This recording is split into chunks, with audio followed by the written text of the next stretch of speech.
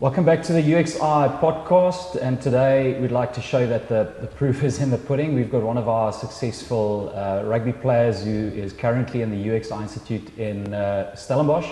We've got Thomas Braun with us from Selborne College, matriculated 2 years ago, played Border Academy Week.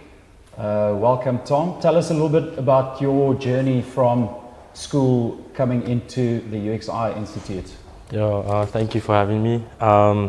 So out of school, always wanted to play rugby, and unfortunately making Academy Week, sometimes the bigger unions and that don't really look at you.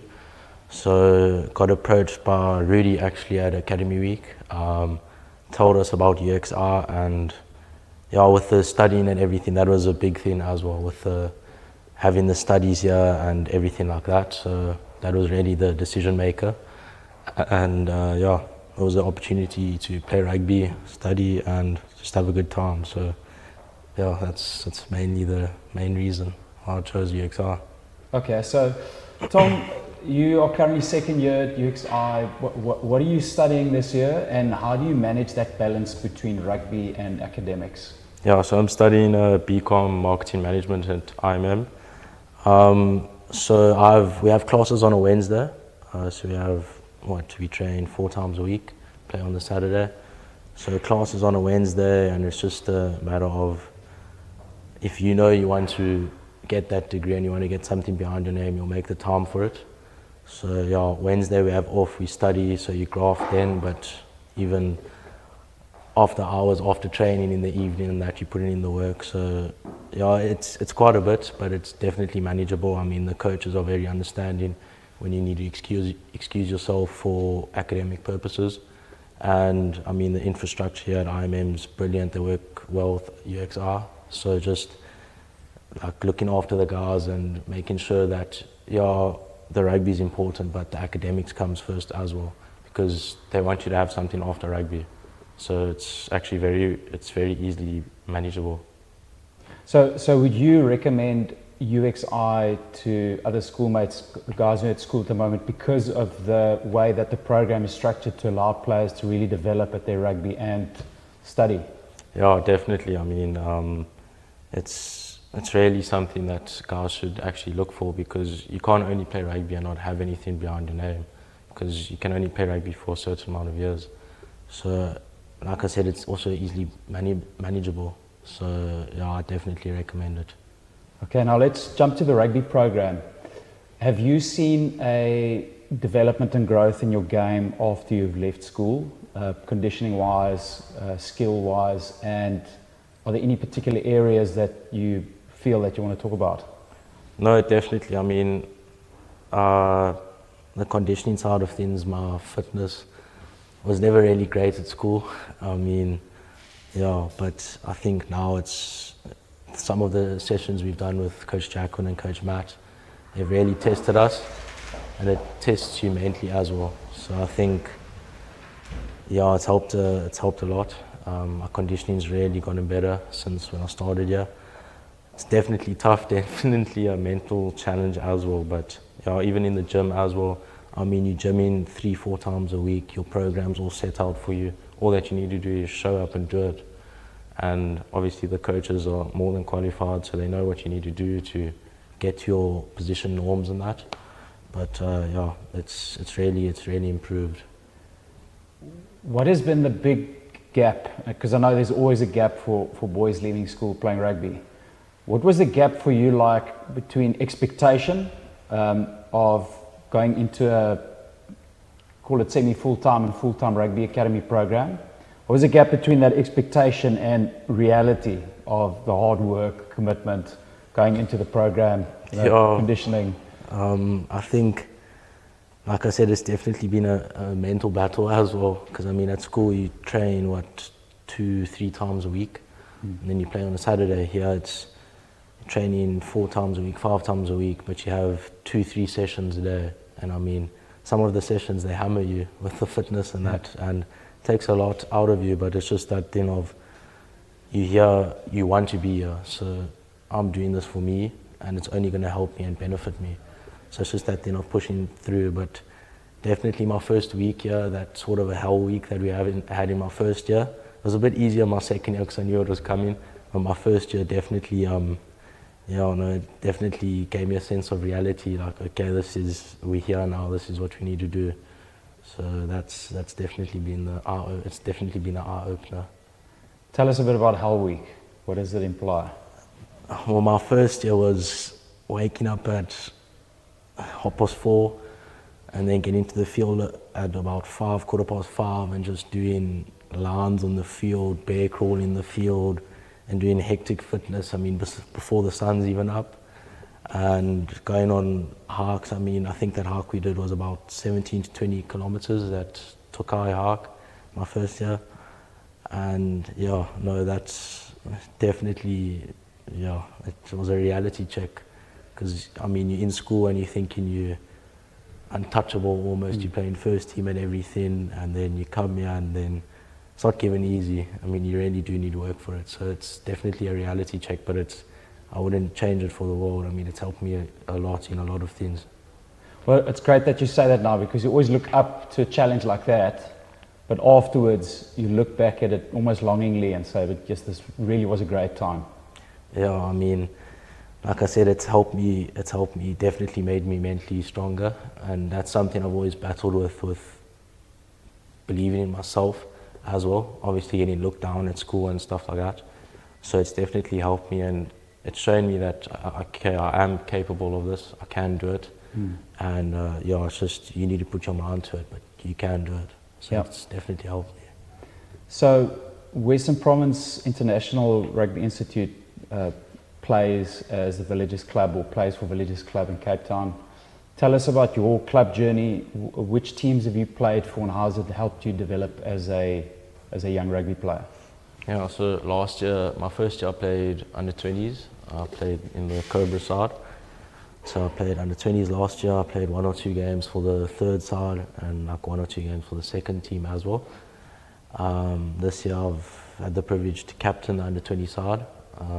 Played a few second team games, and then actually fortunate enough to get a few, I think 2 first team caps. And it's also been an eye opener. I mean, it's really different to school. Just the way rugby's played, especially with the seniors. I mean, training, there was about 6-7 of us who had a whole pre-season with the first team and second team squads, because we've integrated into those teams.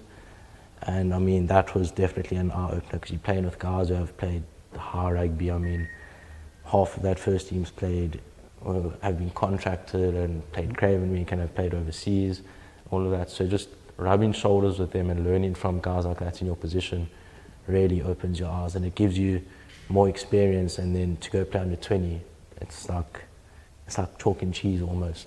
I'm not saying under 20 is easy. I mean, the under 20 league is probably one of the toughest leagues and most tightly contested leagues, but it helps you learn a lot. And I mean, you see things differently once you've trained with guys who have been professionals and have been where you want to be. Yeah. Well, the Western Province Club League is really strong. It's probably one of the strongest leagues, if not the strongest in SA. And especially at first team level, as you mentioned now, a lot of former contracted professionals, a lot of older guys. I know that's one of the big challenges. 20-year-old playing against a 30-year-old, that step up is huge. Anton, who's also sitting here with us, you've coached at Villages, you've coached at Hamilton's, you've been involved in Western Province Rugby. You understand what that league is all about. Tell us about the decision to slot into the Western Province league structure, and what the benefit is for players coming through the institute. Yeah, I think it's really important that as UXi, we create proper pathways for our players. And as the youngsters develop and evolve throughout the course of the year, or in their first year or second year, we need to expose them to the level that's going to enable them to develop to their true potential. So having formed relationships with clubs around the country. In Cape Town we are with Villages, in Bloem we're with Old Greys, with KRC, with Harlequins up in Pretoria.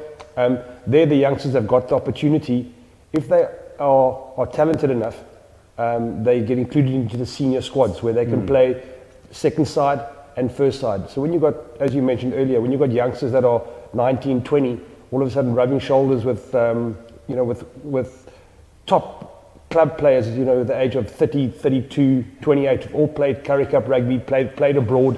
You know, these guys, they start sharing their experiences. They start sharing things that the youngsters still need to learn. And there's no better way for a kid to learn than being involved in an environment where he's got guys that are prepared to assist and tell him the lines he needs to run, tell him the way he needs to scrum. Those are invaluable, and that's what's that's what elevates our program and takes it to the next level. And it's visible in terms of the performances that we see, and it's also visible in terms of the performances that the youngsters produce when they are given that opportunity. You know, they really fit in, and they act like true professionals. And from a conditioning perspective, they are at that kind of level where they can compete comfortably in any league in the country. Yeah. And well, the other main benefit playing with older guys is a lot of them are also working professionals, some are entrepreneurs, some are business owners.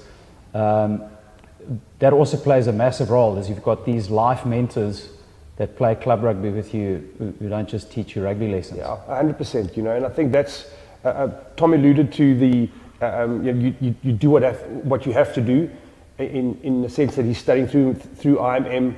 He's got to work late nights. It's not just a Wednesday, he's got to make time. But that kind of discipline rubs off not only into the sporting aspect, but then also into his educational side. And when he leaves here and starts working, he's going to take those same values, that same discipline is going to rub through into whichever path he decides to follow.